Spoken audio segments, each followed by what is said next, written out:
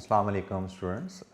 हमारी कैफ 6 की revision series की नेक्स्ट वीडियो। अभी तक हमने कैफ 6 पे एक मैंने आपसे पास्ट पेपर्स के रेफरेंस से पेपर स्ट्रक्चर, रिवीजन, प्रैक्टिस और एग्जाम स्ट्रेटजी भी थोड़ी बात हुई और फिर मैंने यूटिलाइजिंग 15 मिनट्स उसको कैसे बेस्ट यूज़ किया जाए। आल्दो उसमें एग्जांपल मैंने कैफ 3 के पेपर को बनाया, but basic concept was to share the approach and idea behind using those 15 minutes. और वो जो अप्रोच है वो किसी भी कैफ के पेपर में, इवन आप अकाउंटिंग का पेपर दे रहे हो, टैक्स का पेपर दे रहे हो, किसी भी पेपर में आप अप्रोच को अप्लाई कर सकते हैं। तो अब हम अपनी इसी सीरीज़ की नेक्स्ट वीडियो की तरफ आते हैं, जिसमें हम कैफ 6 के जो ऑटम 22 की अटैम्प्ट है उसका जो फाइनेंशियल मैनेजमेंट का पोर्शन है, जो मैं टीचिंग जिसमें मैं करता हूँ क्लासेस में, उस एरिया की डिस्कशन की तरफ हम जा रहे हैं, जो कि तकरीबन हमने जैसे लास्ट वीडियो में अपने बात की थी अराउंड 50 मार्क्स का हमारा पेपर होता है। तो हम उस पर बात करेंगे, उस पर डिस्कशन स्टार्ट करते हैं जी। तो इसमें हम देखते हैं हमें कुछ MCQs में मार्क्स आए हुए हैं। ये पास्ट पेपर एनालिसिस में आपसे बात कर चुका हूँ, इन MCQs को भी डिस्कस करेंगे और फिर सेक्शन बी में हम अपनी अप्रोच वही आसान क्वेश्चन की तरफ चलते हुए, मैं स्टार्ट में आपसे आज की वीडियो में एक क्वेश्चन नंबर 1 और एक जो क्वेश्चन मुझे लगता है मैं एज अ स्टूडेंट करना चाहूँगा फाइनेंशियल मैनेजमेंट एरिया से, दैट इज़ क्वेश्चन नंबर 8। इनको हम डिस्कस करेंगे। क्वेश्चन नंबर 1 में भी हम फाइनेंशियल मैनेजमेंट के MCQs डिस्कस करेंगे और क्वेश्चन 8 फाइनेंशियल रिस्क मैनेजमेंट का क्वेश्चन है। वो मुझे लगता है एज अ स्टूडेंट बड़ा इजी रहता है, 6 मार्क्स का छोटा सा क्वेश्चन है, तो उसको हमें अटेम्प्ट करना चाहिए लॉन्ग क्वेश्चन में। तो starting with the MCQs। MCQs में आपको पता है जी, आपको आंसर को प्रेजेंट करने का तरीका क्या होगा। आप क्वेश्चन नंबर 1, आपको ये भी सबसे पहले रिमाइंड करवा दूं मैं, हम बात कर चुके हैं सेक्शन ए, सेक्शन बी।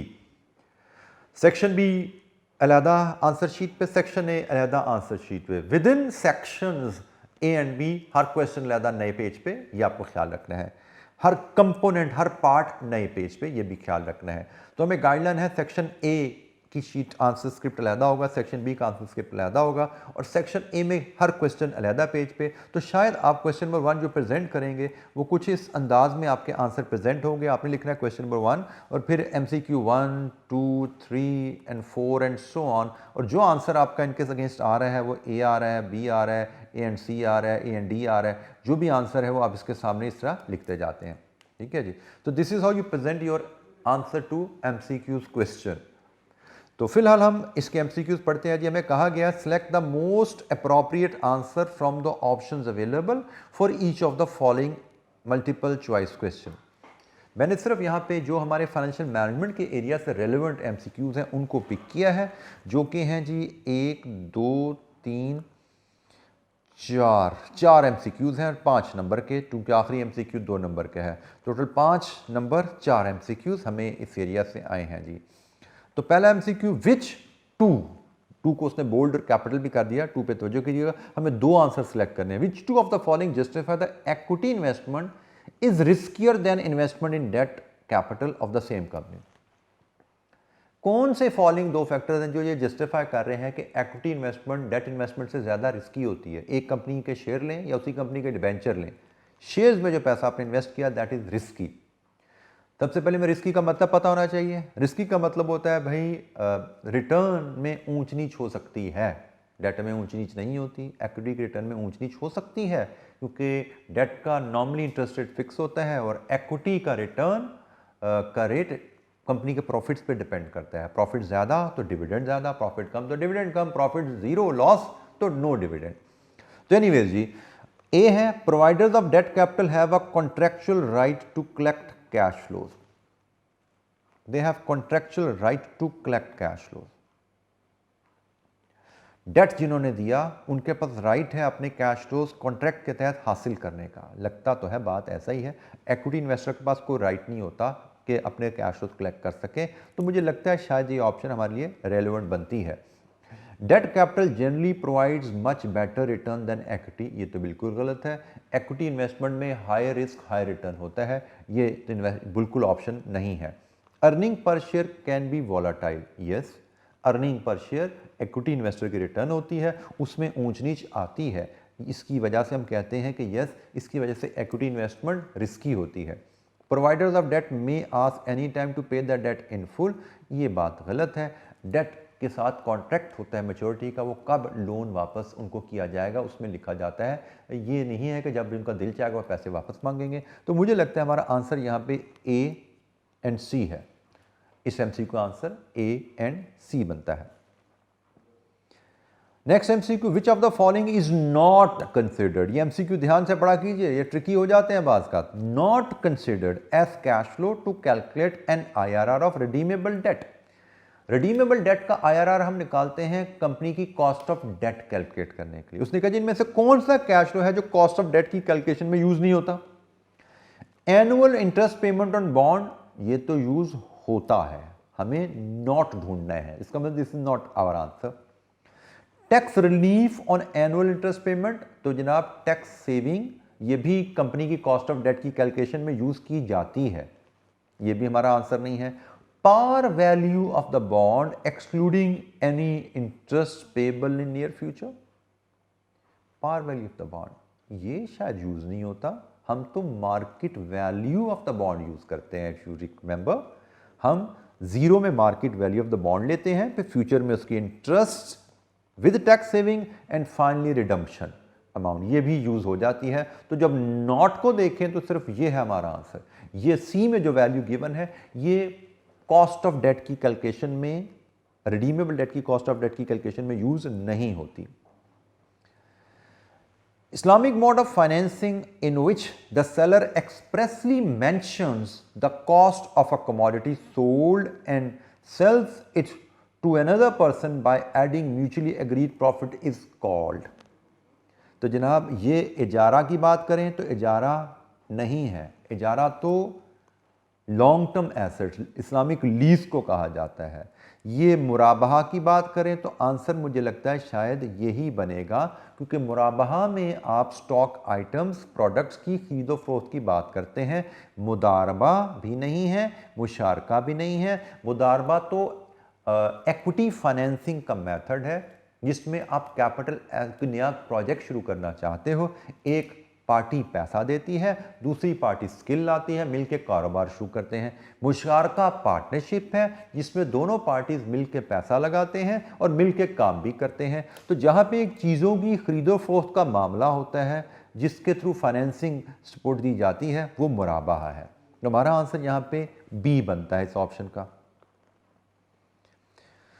ये जनाब एक छोटा सा क्वेश्चन लग रहा है फ्यूचर पे और कमोडिटी फ्यूचर पे क्वेश्चन लग रहा है जी। A cotton producer estimates 20 tons of cotton will be available for sale in 3 months. 3 महीने बाद इसने 20 टन कॉटन बेचनी है। He gathers the following information for the purpose of hedging using future. अब प्रोडक्ट बेचनी है, उसकी सेल में उसको रिस्क है, उसके हेज करने की बात कर रहा है जी वो। Future contract for 1 ton of cotton with 3 months to expiry is at 31,500 रुपये। 1 टन कॉटन का 3 महीने बाद कॉटन बेचने का कॉन्ट्रैक्ट 31,500 के हिसाब से अवेलेबल है। Producer will sell 20 future contract at 31,500 as the standard contract size is 1 ton.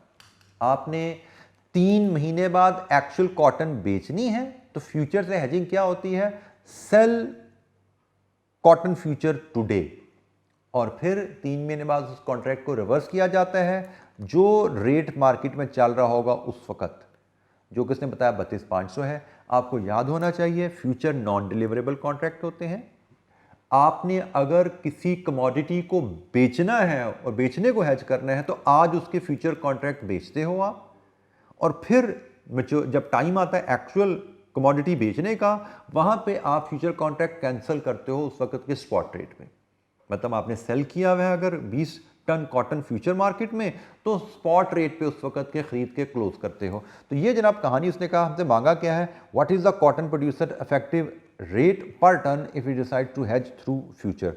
अगर वो फ्यूचर के थ्रू हेज करे तो उसका इफेक्टिव रेट क्या रहेगा। इसकी एक छोटी वर्किंग से मैं इसको आपको एक्सप्लेन कर देता हूँ। यू शुड नो कि हम ये एमसीक्यू कर रहे हैं जी, हमारा है एमसीक्यू नंबर 7 क्वेश्चन नंबर 1। ये अच्छा जी, ये जो मैं वर्किंग कर रहा हूँ ये हमारा रफ वर्किंग में जाने वाला है। We are not required to present this working, हमें सिर्फ आंसर देना है। तो मैं इसका 7 का आंसर बनाने के लिए एक मैं रफ में वर्किंग करना चाह रहा हूँ। हमें एक चीज़ पता है कि मैं सेल फ्यूचर करूँगा 31,500 पे और फिर मैं क्लोज करूँगा future contract reverse agreement buy करके। ये हम स्पॉट पे इसको क्लोज कर रहे हैं, जो कि हमें क्वेश्चन में बताई गई है। स्पॉट प्राइस चल रही होगी 32,500 में। इसका मतलब मुझे लॉस आएगा पर टन 1,000 रुपये का। अच्छा, ये तो फ्यूचर मार्केट में मुझे लॉस आ गया। इसके बाद आपको पता है कि मैं एक्चुअल कॉटन बेचूंगा, सोल्ड एट स्पॉट 20 टन 32,500 के हिसाब से। उसने हमसे क्या मांगी जी? प्राइस मांगी, तो हम टन के हिसाब से चलते हैं।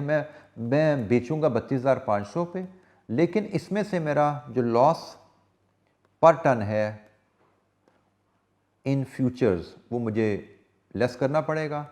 तो जनाब ये मैंने लेस किया, मेरी नेट सेल प्रोसीड जो आई पर टन वो आई जनाब 31,500। तो इसका मतलब मेरा आंसर हुआ डी। मेरी net proceed 31,500, answer is D. तो ये जनाब हमारा इस MCQ एरिया कंप्लीट हुआ। क्योंकि इसमें वर्किंग प्रोवाइड थी इसलिए आप देख रहे हैं 2 नंबर की उसने इसको पार्ट रखा हुआ है, 1 नंबर का MCQ नहीं था। तो ये जनाब हमारे पास क्वेश्चन नंबर 1 में जो हमारा फाइनेंशियल मैनेजमेंट से रिलेटेड जो एरिया था उसकी हमने MCQs को डिस्कस किया। और अब जैसे मैंने कहा था फिर हम सेक्शन बी पे मूव करेंगे और सेक्शन बी के सारे क्वेश्चन को 1 बाय 1 डिस्कस कर रहे होंगे। और उसमें मैंने जो चूज़ किया सबसे पहला क्वेश्चन करने को एज अ स्टूडेंट जो मुझे करना चाहिए, that is question number 8। Question number 8 भी फाइनेंशियल रिस्क मैनेजमेंट का क्वेश्चन है और बड़ा छोटा सा क्वेश्चन। ये लीजिए, ये पूरा क्वेश्चन आपके सामने एक स्क्रीन पे मैंने प्रेजेंट कर दिया। रिक्वायरमेंट से सवाल हमेशा पढ़ते हैं, ये असूल याद रखिएगा। Setup hedge for $US receipt, foreign currency receipt का हेज बनाइए। कंप्यूट गेन और loss in terms of ticks, मतलब ये गालिबन फ्यूचर का क्वेश्चन है। टिक्स की बात हमने वहीं पे सीखी थी। टिक्स में गेन लॉस बताइए। और इफेक्टिव एक्सचेंज रेट फॉर के आप फ्यूचर से हेज करेंगे, उस हेजिंग के बाद आपके इफेक्टिव रेट क्या रहेगा इस रिसीट का, ये हमें वर्किंग करनी है। 2-2 नंबर के 3 स्टेप्स हैं जी। बड़ा सिंपल सा आसान सा सवाल रहने वाला है इंशाअल्लाह ताला। ये लेट्स सी क्या इसमें कोई चैलेंज है हमारे लिए। तो ऑन 1 सितंबर 2022, 1 सितंबर 2022 ही आज की तारीख हमें बताई गई है। और आज की तारीख को क्या हो रहा है जी? Karachi kites limited KK plans to hedge the market rate risk of an export receipt amounting to $2 million which is expected to be received on 30th November। 30 नवंबर को हमें $2 मिलियन की रिसीट आने वाली है। पाकिस्तानी कंपनी $2 मिलियन की रिसीट आने वाली है, जिसको हमें यकीनन 30 नवंबर को बेचना होगा। और हमें रिस्क क्या है भाई? उस वक्त डॉलर का रेट पता नहीं क्या होगा, तो हम हेजिंग करना चाह रहे हैं। हेजिंग के थ्रू हम अपनी फॉरेन करेंसी प्रोसीड्स पे सर्टेनिटी हासिल करते हैं। हमें आज ही लगभग अंदाज़ा हो जाता है कि 3 महीने बाद सितंबर, अक्टूबर, नवंबर, 3 महीने बाद जब हम $2 मिलियन बेचेंगे तो लगभग हमें कितने पैसे उसके बदले मिलेंगे रुपी टर्म में। तो उसने कहा जी आज का रेट तो 208 है, लेकिन ये हमारे किसी काम का नहीं, क्योंकि हमने आज तो डॉलर बेचने नहीं है, हमें तो डॉलर बेचने हैं 3 महीने बाद 30 नवंबर को। आगे चलते हैं। KK intends to hedge the currency risk through futures। Future contract is for $120,000। ये कॉन्ट्रैक्ट साइज आ गया जी, we should be familiar with this thing.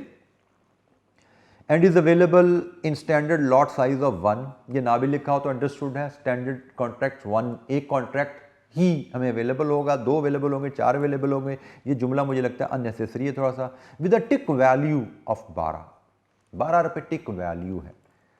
Tick value का कॉन्सेप्ट आपको याद होना चाहिए। ये हम कैसे कैलकुलेट करते हैं, मैं जब आंसर की डिस्कशन करूंगा वहां पे मैं आपको रिकॉल करवाऊंगा टिक वैल्यू का concept. Following future rates are available. October future, November future, December future, और ये उनके रेट्स हैं जी। और इनकी मैच्योरिटी डेट्स भी हमें गिवन है साथ साथ। The spot rate on 30th नवंबर, अगर आप आज हेज कर लेते हो तो 30 नवंबर जब आएगी उस वक्त स्पॉट रेट चल रहा होगा 218.5। अच्छा जी, पहला पार्ट है setup the hedge for dollar receipt. हमें सबसे पहले देखना है हमें डॉलर रिसीट को हैज करना है, हमें फॉरेन करेंसी रिसीट को हैज करने हैं।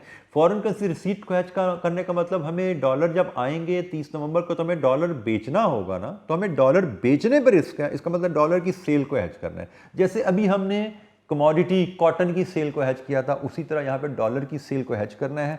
तो क्वेश्चन नंबर 8 का हम आंसर जब शुरू करेंगे तो पहले पार्ट में उसने कहा हेज सेटअप करके बताओ। तो पहला पार्ट हमारा नए पेज से शुरू होगा, उसमें हम बताएंगे जी हेज सेटअप करने के लिए हमें सेल करने हैं डॉलर फ्यूचर्स, क्योंकि डॉलर की सेल को हेज करना है तो डॉलर फ्यूचर सेल करें। आज कौन से फ्यूचर भाई, हमें तो 3 कॉन्ट्रैक्ट अवेलेबल हैं, अक्टूबर, नवंबर, दिसंबर।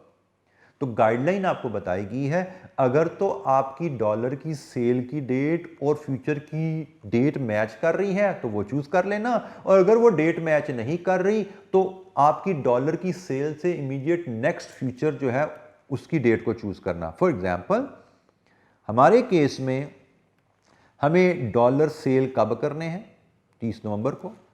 तो हमें एक ऐसा कॉन्ट्रैक्ट अवेलेबल है जिसकी डेट हमारी डॉलर की सेल की डेट से मैच हो रही है, तो जनाब हमें ये वाले कॉन्ट्रैक्ट में डील करना है, हमें इस कॉन्ट्रैक्ट से फ्यूचर हेज बनाना है। हाँ, अगर यहां पे 15 नवंबर की डेट होती तब भी हम यही फ्यूचर कॉन्ट्रैक्ट सेलेक्ट करते, क्योंकि रूल क्या है, आपकी डॉलर की सेल या परचेज की डेट के फौरन बाद वाली डेट का कॉन्ट्रैक्ट आपने लेना होता है। तो हमें यहां पे 15 नवंबर हो, 1 नवंबर हो, हमें 30 नवंबर का कॉन्ट्रैक्ट ही सूट करता है। हाँ, अगर यहां पे डेट 31 अक्टूबर हो जाती तो फिर हम अक्टूबर का कॉन्ट्रैक्ट लेते। अगर यहां पे डेट 1 दिसंबर हो जाती तो हम दिसंबर का कॉन्ट्रैक्ट लेते।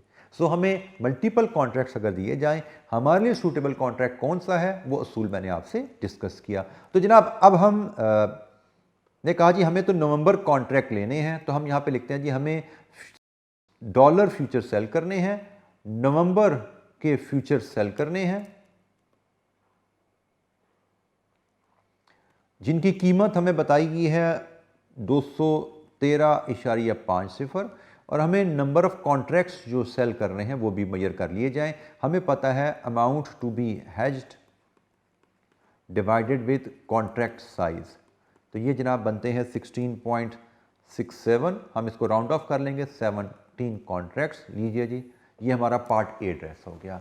पार्ट ए में हमसे यही कहा गया है कि जनाब setup the hedge for dollar seat, this is called setting up hedge. ठीक है जी, ये हेज सेटअप हो गया।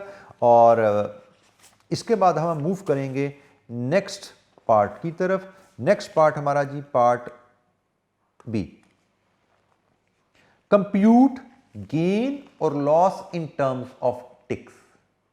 गेन और loss in terms of tick मतलब जब आप 30 नवंबर को अपनी फ्यूचर कॉन्ट्रैक्ट की पोजीशन क्लोज करोगे तो वहां पे आपको जो गेन या लॉस आ रहा है टिक्स में मेजर करके बताइए कितने टिक्स का गेन या लॉस आपको आ रहा है। अच्छा जी, तो हम अपनी पोजीशन को कैसे एवेल्युएट करते हैं 30 नवंबर को। पार्ट बी की कैलकुलेशन जो हमारी परफॉर्म की जाएंगी वो 30 नवंबर को परफॉर्म की जाएंगी। कैसे परफॉर्म की जाती है जी, हम कहते हैं जी हमने सेल डॉलर फ्यूचर किए थे 1 सितंबर को 213.50 के रेट पे। अब हमें क्लोज करनी है पोजीशन। क्लोज करने के लिए क्या करेंगे, हम बाय डॉलर फ्यूचर करेंगे, और बाय डॉलर फ्यूचर के लिए हमें स्पॉट रेट क्वेश्चन में रेलेवेंट रेट दिया जाता है जो कि हमें 30 नवंबर का रेट बताया गया है 218.5। इसका मतलब हमने सेल किया डॉलर इस रेट पे, बाय किया डॉलर इस रेट पे, हमें तो लॉस हो गया जी। कितना लॉस हुआ है, 5 रुपये पर डॉलर का लॉस हुआ है जी। 5 रुपये पर डॉलर है, बट एग्जामिनर ने हमसे कहा क्या है, टिक्स में बताइए। अच्छा जी, टिक्स में बताइए, तो उसके लिए हम कॉन्सेप्ट यूज करते हैं वैल्यू ऑफ टिक का। वहां पे मैं थोड़ी सी एक्सप्लेनेशन आपको देता हूं, शायद ये हमारे आंसर का हिस्सा नहीं है लेकिन आपकी एक्सप्लेनेशन के लिए मैं इसको एलैबोरेट कर रहा हूं। हमें बताया गया है कि जो हमारी वैल्यू ऑफ टिक है वो 12 रुपये है, ये क्वेश्चन में बताया गया है। वैल्यू ऑफ टिक कैसे आती है, वैल्यू ऑफ टिक होती क्या है, ये भी आपको पता होना चाहिए। वैल्यू ऑफ टिक्स कैलकुलेट करने का तरीका होता है जी, मैं फार्मूला उसका अगर लेके आऊँ सामने, value of tick is equal to contract size into tick size. ये चीज़ें हमने क्लासरूम में डिस्कस की हुई हैं, आपने किताबों में पढ़ी हुई हैं, तो उसी की रिवीजन में आपको दे रहा हूं। कॉन्ट्रैक्ट साइज तो हमें क्वेश्चन में गिवन है $1,20,000। वैल्यू ऑफ टिक हमें गिवन है क्वेश्चन में 12। टिक साइज क्या होता है? तो टिक size by definition it is the minimum movement in minimum movement in future price that can be recorded, minimum movement in future price that can be recorded, let's assume it is x। तो यहां से जनाब अगर हम देखें तो x हमारा क्या आता है, 12 रुपये, ये 12 रुपये हैं ओवर $1,20,000। तो जनाब टिक साइज आपका यहां पे आता है ₹0.0001 पर डॉलर। ये आपका टिक साइज रुपीज पर डॉलर, ये आपका टिक साइज है। एक टिक आपका $0.0001 रुपीज का होता है। तो जनाब हमें तो 5 टिक का लॉस हो रहा है ना, तो हमसे जब आंसर मांगा गया है आप बताइए आपके टिक्स में टोटल लॉस कितना हुआ है, तो लॉस इन टिक्स मेजर किया जाएगा कि भाई टोटल लॉस 5 रुपये का है और एक टिक $0.0001 रुपीज का होता है, तो आपका यहां से लॉस निकलता है 50,000 टिक्स का। ये आपका पार्ट बी कंप्लीट हो गया, लॉस इन टिक्स। मतलब इसको हम ये कंपोनेंट को मैं एज अ वर्किंग भी रेफर कर सकता हूँ, लेकिन अगर मेरी अंडरस्टैंडिंग क्लियर है तो इतनी लंबी मुझे वर्किंग देने की ज़रूरत नहीं है। मैं यहाँ पे एक छोटी सी ये कैलकुलेशन यहाँ पे जोड़ सकता हूँ, ठीक है। तो ये जनाब मेरे पास पार्ट बी भी एड्रेस हो गया, मेरे पास आ गया मुझे 50,000 टिक्स का लॉस हुआ है। इसके बाद जनाब पार्ट सी की बारी है। पार्ट सी में हमसे क्या कहा जा रहा है जी? पार्ट सी में हमसे कहा जा रहा है कि आप compute the effective exchange rate. आपका इफेक्टिव एक्सचेंज रेट क्या आता है अगर आप ये हेज बनाते हो? और इफेक्टिव एक्सचेंज रेट का मतलब है कि आपके जो एक्चुअल $2,000 हैं वो मार्केट में बेच दीजिए और जो लॉस इन फ्यूचर है उसको उसमें एडजस्ट करके देखिए आपको टोटल प्रोसीड्स कितनी आ रही हैं और उन प्रोसीड्स के साथ साथ आपका डॉलर किस रेट पे बिका एवरेज। तो जनाब अब हमने हेज जब क्लोज कर दिया, पार्ट सी में हम करेंगे sell $2 million at spot on 30 November और वो चल रहा है जी 218.50 218.50।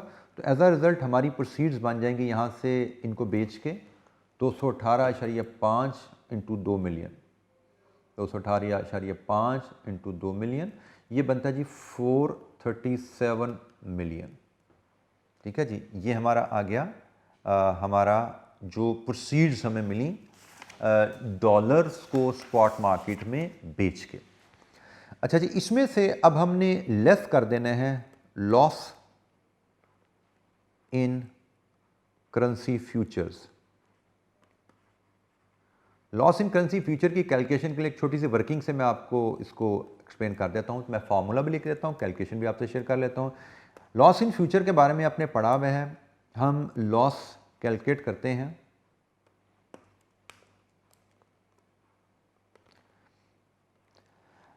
Loss in ticks into value of tick, यहाँ पे टर्म यूज किया जी वैल्यू ऑफ टिक या tick value into number of contracts. तो हमारे केस में लॉस इन टिक्स 50,000 है, वैल्यू ऑफ अ टिक 12 रुपये है और नंबर ऑफ कॉन्ट्रैक्ट्स 17 है। इसके हिसाब से हम अपना टोटल लॉस कैलकुलेट करते हैं। 50,000 टिक्स का हमें लॉस हुआ है, एक टिक 12 रुपये का होता है, हमें 17 टिक्स पे लॉस हुआ है, तो ये जनाब आता है 10.2 मिलियन। ये यहाँ से हम लेस करेंगे 10.2 मिलियन, तो हमें जनाब नेट प्रोसीड्स मिल गई। नेट प्रोसीड्स हमें $2 मिलियन से क्या मिली, 437 माइनस 10.2, ये मिली जनाब 426.8 मिलियन रुपीज़ इन मिलियन मिली हमें जनाब। हमसे पूछा क्या गया है, इफेक्टिव रेट बताओ। आपने इस तरह जो हेजिंग की उसके नतीजे में आपको डॉलर कितने रुपए का बिका, तो इफेक्टिव रेट हमारा जो यहाँ बनेगा दैट विल बी, हमने 426.8 मिलियन रुपीज़ में 2 मिलियन डॉलर बेच दिए।